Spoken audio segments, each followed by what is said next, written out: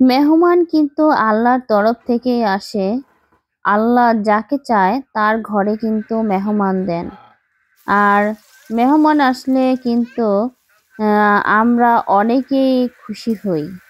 সেরকমটা আমারও, যে আমি মেহমান দেখলে খুবই খুশি হই।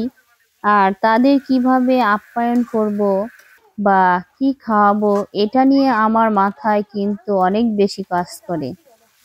তাই সবারই করা উচিত যে মেহমান আসলে তাদের সঠিক আপ্যায়ন, তাদের যত্ন, তাদের সম্মান, তাদের ভালোবাসা এগুলা কিন্তু দেওয়া উচিত আমি মনে করি।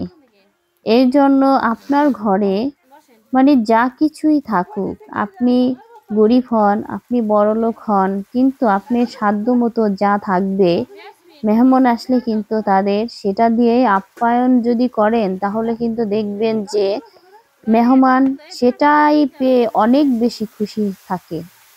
এই জন্য আহামরি তাদের জন্য অনেক লাখ লাখ টাকা, হাজার হাজার টাকা যে আপনি খরচ করে ফেলবেন বা খরচ করতে হবে, সেটা কিন্তু নয়। আপনার সবচেয়ে বড় কথা, আপনার একটি মনুষ্যত্ব থাকতে হবে। আপনার মনের ভিতরে তাদের প্রতি ভালোবাসা থাকতে হবে, বা এটা চিন্তা করতে হবে যে আসলে তারা মেহমান, তাদের ভালোবাসা উচিত আমাদের। এই জন্য কিন্তু একটি কথা সবসময় বিবেচনা করতে হবে যে মেহমান যেহেতু আল্লাহ খুশি হয়ে দিয়ে থাকেন, তাহলে আমাদের খুশিভাবে তাদের আপ্যায়ন করা উচিত।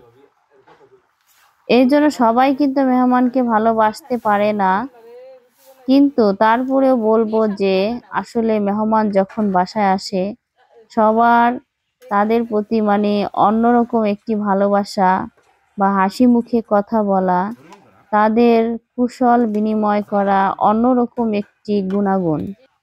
সবার ভিতরে থাকে না, আবার অনেকের ভিতরে এই গুণটা কিন্তু আছে। এই জন্য যারা মনে করেন এই গুণের অধিকারী হয়ে থাকে, দেখা যায় তারা কিন্তু মানুষের কাছে অনেক বেশি ভালোবাসা পেয়ে থাকে।